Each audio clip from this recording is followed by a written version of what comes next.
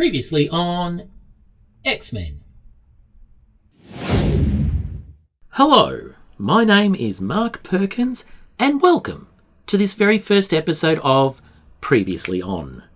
On this channel, my goal is to delve into the wonderful world of television themes to find out how they came to be, the people behind them, be it songwriters, producers, musicians, and their impact, whether fleeting or long-lasting, and in many cases the struggles or even controversies they faced in getting them attached to our favourite shows and onto our screens.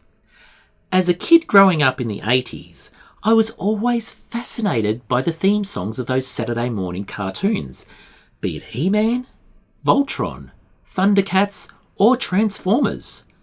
And now approaching 50 years of age, I'm still fascinated by them.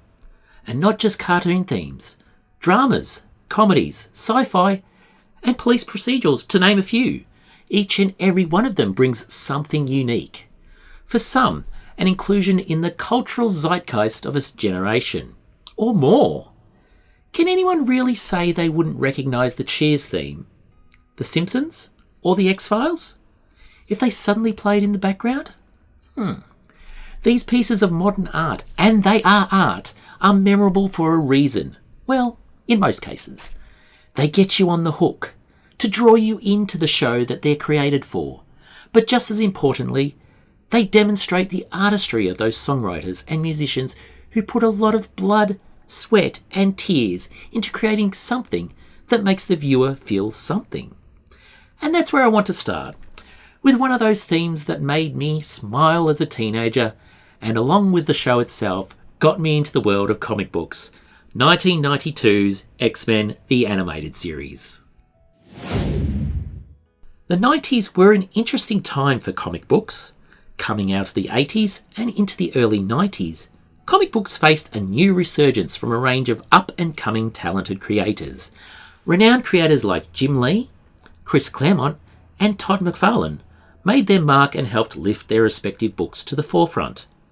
These creators lifted the X-Men and Spider-Man back into the spotlight, helped by a now common marketing strategy of refreshing a comic book with a new #1 issue. Happens a lot these days, doesn't it? Well, this refreshment also gave us the blue and gold X-Men teams with those iconic costumes we know and love.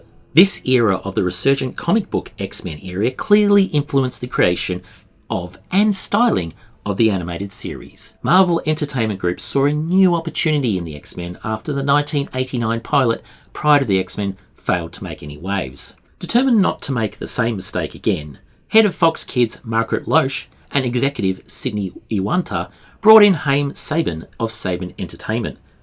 Saban hired a small studio, Graz Entertainment, to help produce episodes as they lacked sufficient staff.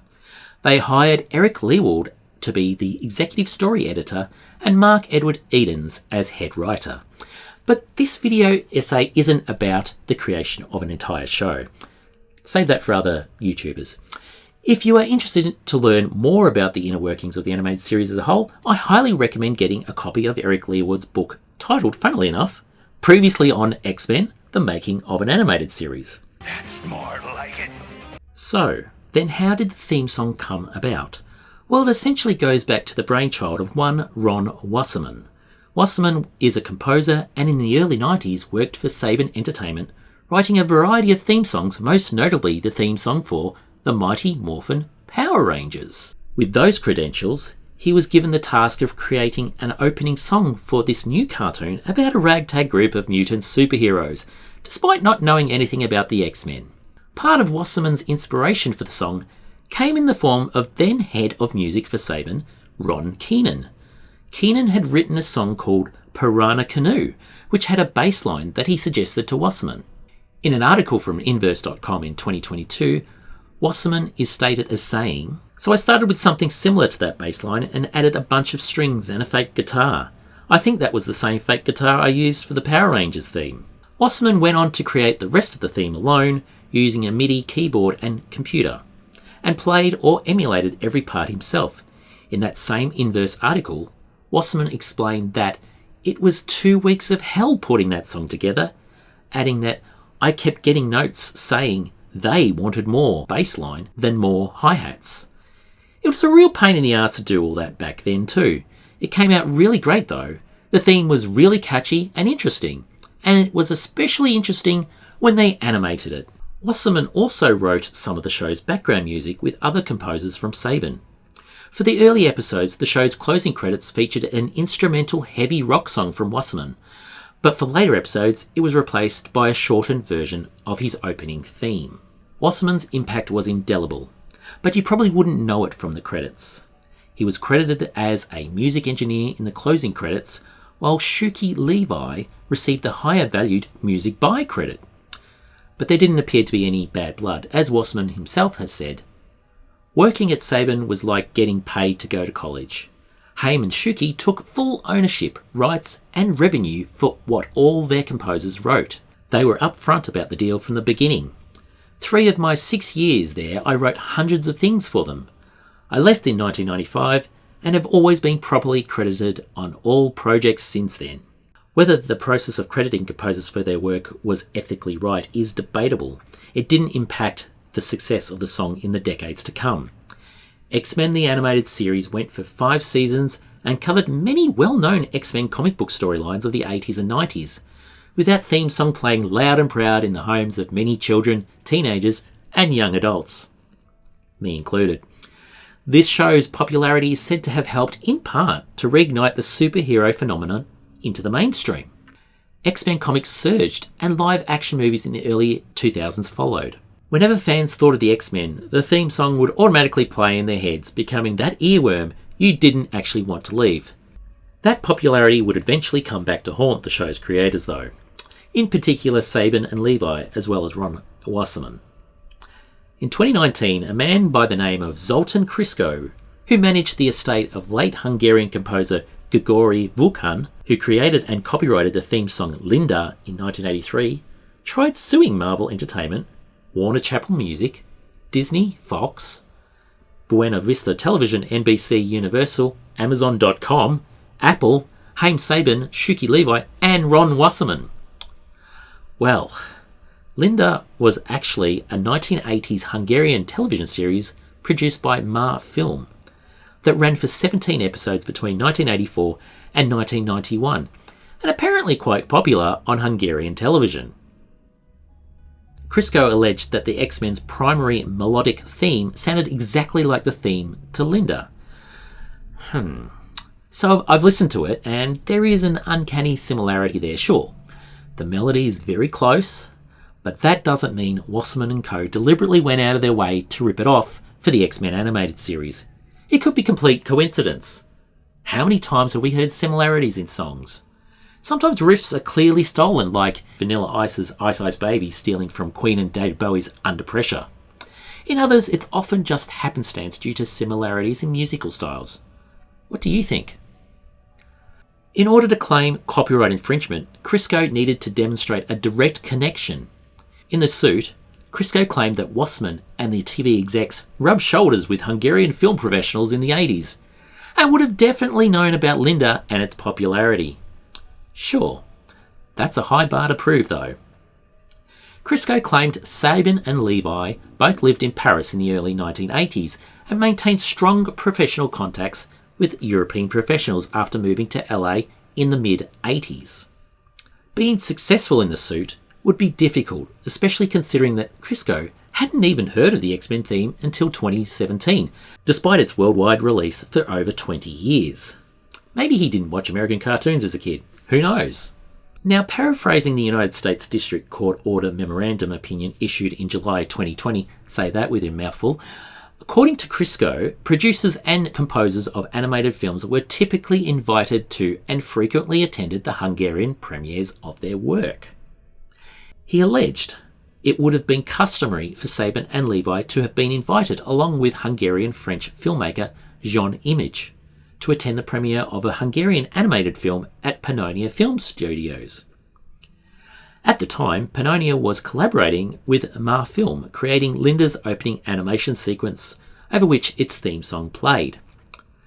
Krisko theorised that while at Pannonia in 1984, Saban and Levi had a reasonable opportunity to hear Vulkan's composition, Juicy.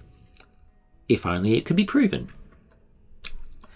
Now, if my reading of the court document is correct, the court needed to accept all the claims alleged by Crisco using a reasonability test based on a balance of probabilities. Sure, it was possible for most of the defendants to have connections, albeit loosely, to the Hungarian TV show, but there's no such connection for Ron Wasserman directly or indirectly. As a result, Wasserman was absolved as he was simply an employee of Saban Entertainment, who had no authority to market and distribute the X-Men theme song, and therefore no culpability. The court, being in New York, also lacked the jurisdiction over Wasserman's California songwriting activity. The judge in the case therefore removed Wasserman from the list of defendants and allowed the case to move forward. While this was great news for the composer, it was not so great for everyone else. The court allowed the remaining parts of the copyright infringement claim to proceed, finding the allegations' striking similarity between the two songs sufficiently pleaded for further consideration. The lawsuit was eventually settled in January 2021 with no ruling that copyright infringement had occurred. There is little detail as what the settlement was, but it seemed to be sufficient for all parties, considering the continued use of the X-Men animated series theme song as of today. Soon after the case finished, the X-Men theme popped up in a couple of live-action Marvel projects.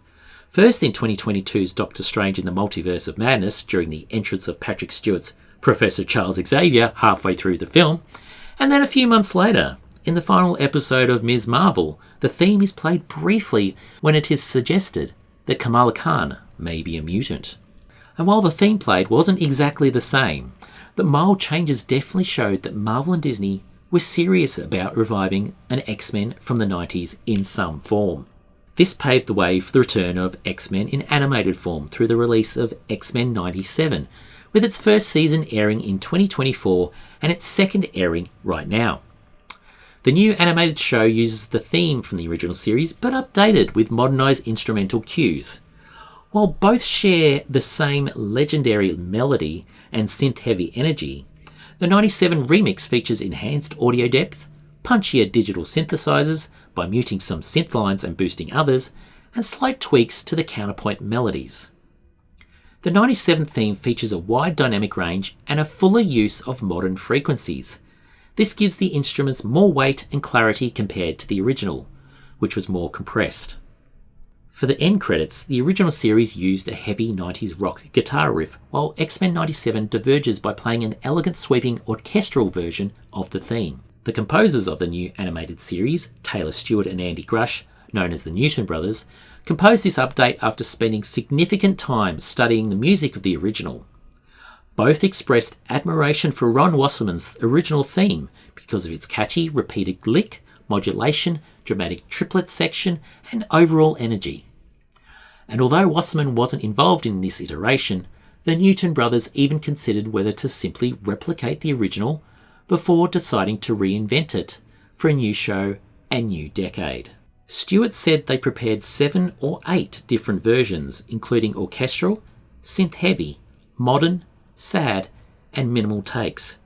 However, their final version ended up balancing nostalgia with a refreshed sound. And doesn't that new theme sound exactly that? Updated for the 2020s, but with the familiarity that made the original great. One of the positives that did come out of the 2019 court case was that Marvel was able to retain the rights to the X-Men animated series theme song. Brad Winderbaum, the head honcho for television and animation at Marvel Studios, has allegedly said that acquiring the rights to the theme was one of the preconditions upon which X-Men 97 was greenlit. And for that we are so thankful. X-Men 97 has been a boon for both Marvel and Disney. The show so far has elevated an already successful franchise with beautiful animation and amazing scripts. Hopefully this new version will last just as long as the original, and the new and updated theme will create joy for old and new fans alike, that they will remember it for a long time. And that's the story behind the X-Men animated series theme song. If you liked this video and would like to see more like it across multiple genres and decades, please give this video a like, consider subscribing. I have lots of ideas for TV themes that I want to examine. The list is almost endless. I'm also happy for you, the viewer, to suggest what show to look at next. Let me know in the comments below this video. For now, that's a wrap. Thanks for watching, and I'll see you next time on Previously On.